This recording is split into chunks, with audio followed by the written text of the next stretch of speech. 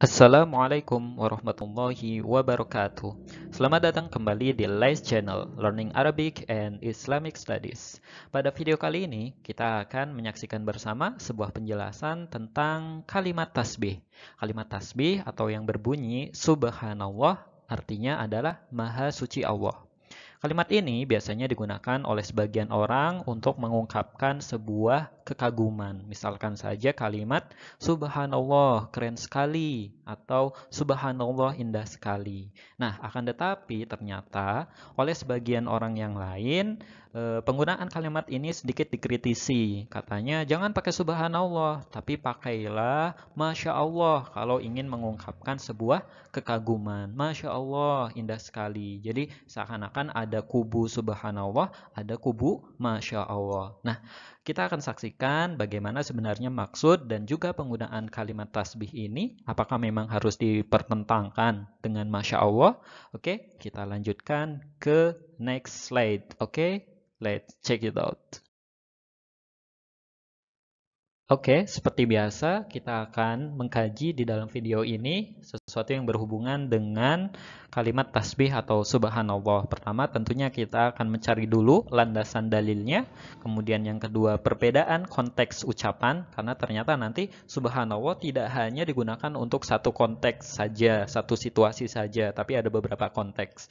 Nah, yang ketiga, kita akan sampai pada sebuah kesimpulan. Nah, sebelum itu, untuk kalimat Masya Allah sendiri, ya pemirsa bisa menyaksikan di episode pertama di series video ini, bisa disaksikan tentang pembahasan tentang Masya Allah. Yang intinya adalah Masya Allah sebenarnya digunakan untuk mengungkapkan sebuah kekaguman sebagaimana yang kita pelajari. Ya, bahwa Masya Allah, apa yang kita lihat adalah kehendak dari Allah. Itu adalah sebuah bentuk pengakuan bahwa apa yang kita lihat adalah kehendak Allah. Nikmat yang kita rasakan adalah kehendak Allah. Nah, bagaimana dengan kalimat subhanallah ini sendiri? Kita mulai pembahasan pertama di landasan dalilnya. Untuk landasan dalil sendiri, kalimat subhanallah ya atau yang terdiri dari dua kalimat subhana dan Allah itu terdapat di dalam Al-Qur'an dan juga di dalam hadis. Contohnya di dalam Al-Qur'an kita kutip di sini kalimat di surat Ali Imran ada kalimat subhanaka ya subhana Ka di sini adalah Allah Subhanahu wa taala. Jadi subhanallah tapi dalam bentuk subhanaka. Ada juga di ayat yang lain di surat Al-Isra pakai subhanalladzi ya, artinya sama, maha suci zat. Zat yang dimaksud di sini tentunya adalah Allah. Atau bahkan ada di dalam sebuah hadis yang nanti kita akan kaji lebih dalam ya. Di sini ada hadis dari Al-Imam Al-Bukhari dari Abi Hurairah, nanti ada kalimat subhanallah. Nah, jadi ada berbagai macam redaksi, tapi intinya adalah sama, mengungkapkan ada subhana, yang artinya adalah maha suci. Ya. Oke, setelah tadi kita mengetahui landasan dalil ucapan tasbih, ada di Al-Quran ataupun di Al-Hadis. Nah, sekarang kita masuk ke konteks ucapan. Nah, konteks ucapan yang pertama ternyata kalimat tasbih digunakan ketika kita ingin mensucikan zat Allah dari apa saja yang tidak patut disandarkan bagi Allah ya. Misalkan ada pernyataan yang negatif disandarkan kepada Allah lalu muncullah kalimat subhanallah atau subhanaka atau subhanahu ya. Misalkan kita kutip di sini di surat Ali Imran ayat 91 ada sebuah ayat yang berbunyi Rabbana ma khalaqta hadza batila. Tuhan kami, tidaklah engkau menciptakan ini karena sesuatu yang batil. Nah, ini kan sesuatu yang tidak layak bagi Allah, batila. Nah, lalu muncullah negasinya, yaitu subhanaka. Maha suci engkau dari sifat-sifat tadi yang negatif itu. Atau di surat Al-An'am ayat 100 ada kalimat subhanahu wa ta'ala amma yasifun. Maha suci Allah dan maha luhur dari apa yang mereka mensifati zatmu. Apa yang mereka sifati zatmu itu? Katanya karena di depan dikatakan waja'alu lillahi syuraka. Mereka menjadikan bagi Allah itu sekutu. ya, dari bangsa jin dan lain sebagainya. Jelas kalimat ini negatif, lalu dinetralisir dengan kalimat subhanahu, maha suci engkau dari apa yang mereka sifati. Nah, tafsirnya bisa dilihat di tafsir At-Tabari, atau yang tadi surat Al-An'am bisa dilihat di tafsir Al-Imam An-Nawawi, ya, Al-Jawi, di tafsir Maruh Labid. Di sini dijelaskan bahwa kalimat tadi subhanaka atau subhanahu itu untuk tanzihan, ya, atau nazzahullahu dzatahu, Allah mensucikan zatnya dari sesuatu yang tidak layak bagi Allah. Nah, itulah konteks yang pertama. Masih di konteks yang pertama, ada dua contoh lain di dalam Al-Quran. Kalimat subhanallah atau subhana rabbi atau subhanalladzi dan lain sebagainya untuk mensucikan Allah dari sesuatu yang tidak patut disandarkan baginya. Yang pertama di surat Al-Anbiya ayat 22 ada kalimat subhanallah. Kenapa? Karena sebelumnya ada penyandaran Tuhan lain selain Allah di langit dan di bumi, ya. Laukana fihima alihatun illallah. Jelas ini negatif, kemudian dinetralisir dengan subhanallah. Ada juga di surat Az-Zukhruf dijelaskan subhana rabbis samawati wal ardi. Kenapa? Karena sebelumnya ada keterangan tentang qul in kana lirrahmani waladun. Nah, katakanlah wahai Nabi Muhammad, kalau saja Allah itu mempunyai anak. Nah, ini juga jelas sesuatu yang negatif, kemudian dinetralisir dengan subhana rabbis samawati wal ard. Nah, itulah konteks ucapan yang pertama untuk mensucikan Allah, subhanallah itu. Oke?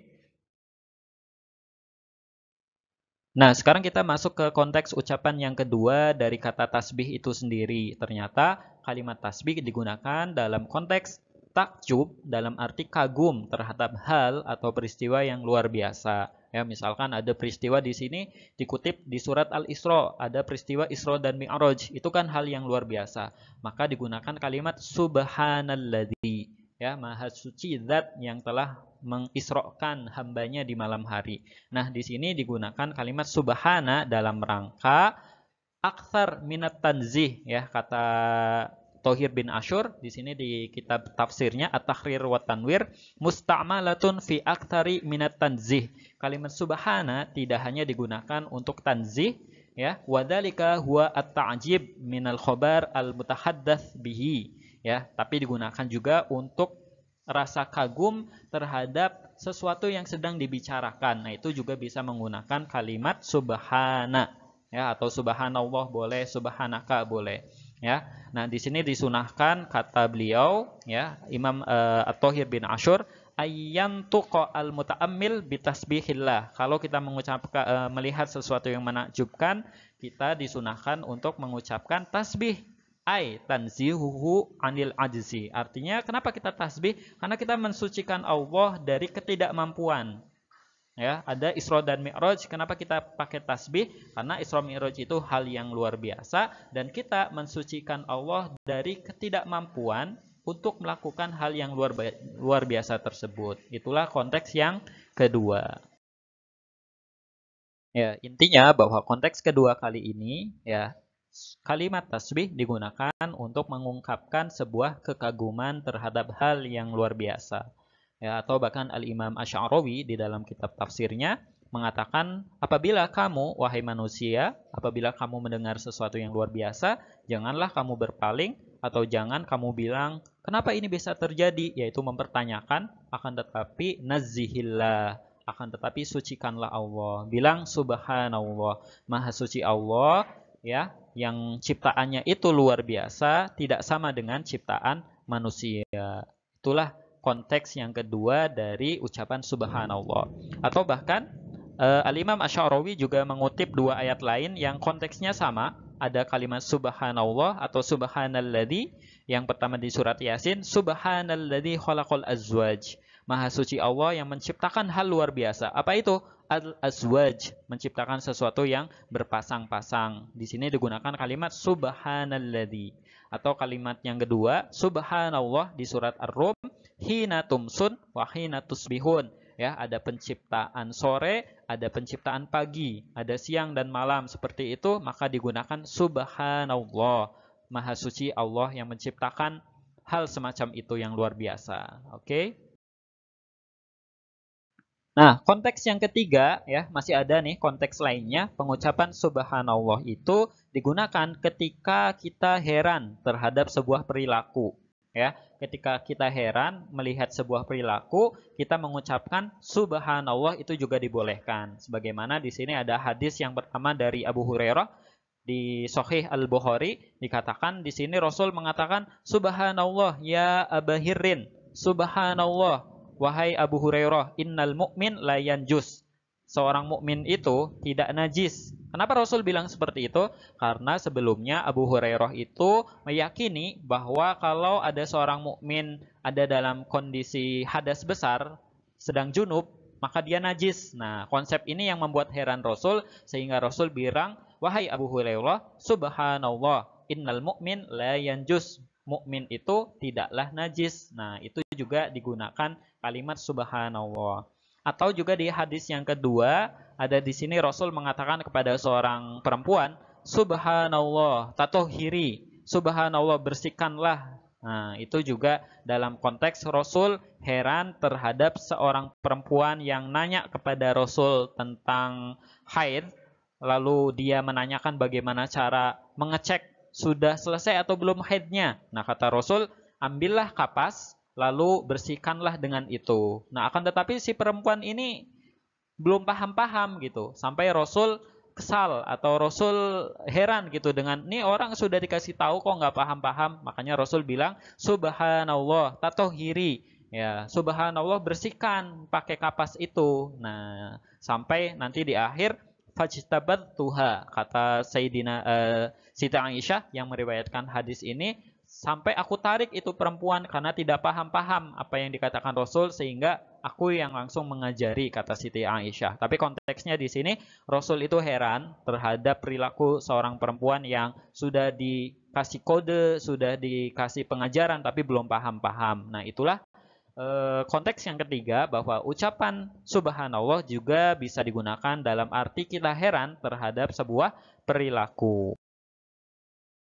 Sekarang kita sampai kepada sebuah kesimpulan ya, setelah kita melalui banyak tadi kajian ya, ada berbagai hadis dan juga berbagai ayat Al-Quran tentang subhanallah. Kesimpulannya adalah kalimat tasbih secara umum itu bermakna mensucikan Allah dari segala hal yang tidak pantas disandarkan baginya. Allah tidak mungkin tidak mampu, Allah tidak mungkin mempunyai sekutu dan lain sebagainya, sehingga kita bilang maha suci Allah, kita bilang subhanallah. Akan tetapi secara khusus pada prakteknya ada beberapa konteks kita mengucapkan subhanallah. Pertama dalam rangka mensucikan zat Allah dari apa yang tidak patut seperti tadi dijelaskan. Atau juga konteks yang kedua dalam rangka kita takjub melihat sesuatu yang luar biasa seperti Isra Mi'raj, seperti penciptaan apa tadi al-azwaj, berjodoh atau berpasang-pasang, itu juga luar biasa bagi kita. Jadi kita mengucapkan subhanallah, ciptaannya luar biasa, tidak sama dengan ciptaan manusia. Atau yang ketiga, konteks takjub dalam arti heran terhadap beberapa perilaku seperti tadi dijelaskan di beberapa hadis yang kita sebutkan.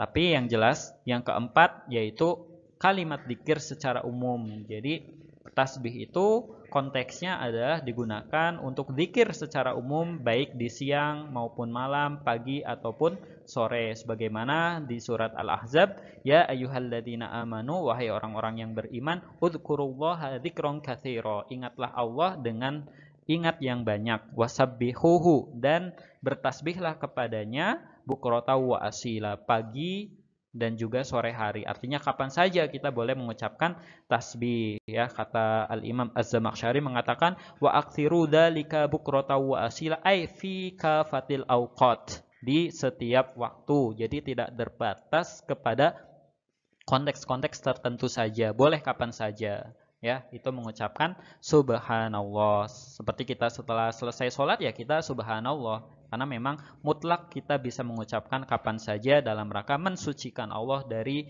hal-hal yang negatif. Jadi tidak perlu dipertentangkan antara Masya Allah dan juga subhanallah. Karena apa? Tadi Masya Allah disebutkan untuk konteks sesuatu yang menakjubkan, ternyata subhanallah juga bisa untuk mengungkapkan sebuah kekaguman. Jadi tidak ada yang salah antara kedua kalimat tersebut. Boleh pakai subhanallah, boleh pakai masya Allah. Ya, yang tidak boleh adalah kita mengucapkan kedua kalimat itu tapi tidak tahu maknanya. Kita cuma bilang masya Allah agar terlihat misalkan religius. Nah, itu tidak ya. Kita bilang masya Allah itu ya harusnya kita tahu artinya apa, tahu maksudnya apa sehingga kita mendapatkan manfaatnya apa setelah mengucapkan itu. Keyakinan kita menjadi bagaimana kalau kita bilang masya Allah dan juga subhanallah. Oke, demikian penjelasan kali ini, semoga bermanfaat.